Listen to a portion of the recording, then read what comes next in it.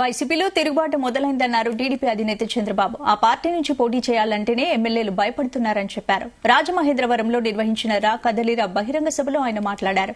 ఎన్నికలు అయిపోగానే వైసీపీ ఖాళీ అవుతుందన్నారు. నడి రోడ్డుపై మహిళలను ఆ పార్టీ నేతలు వేధిస్తున్నారని ఆరోపించారు.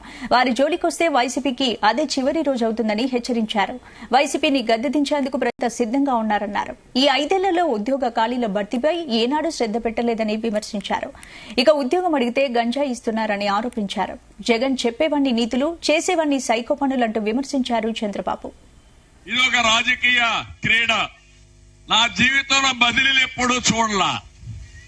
మొట్టమొదటిసారిగా ఇక్కడ చెల్లని చెత్తని ఇంకొక ఊరికి పంపిస్తున్నారు.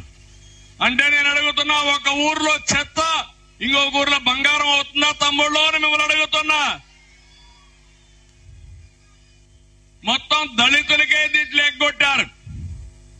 మొత్తం మార్చిందంతా చూస్తే 49 మంది బడుగు బలహీన వర్గాలు ఎగ్గొట్టిన వాళ్ళలో 11 మంది దళితులు, సీట్లు బీకేసిన వారిలో బీసీలు 4.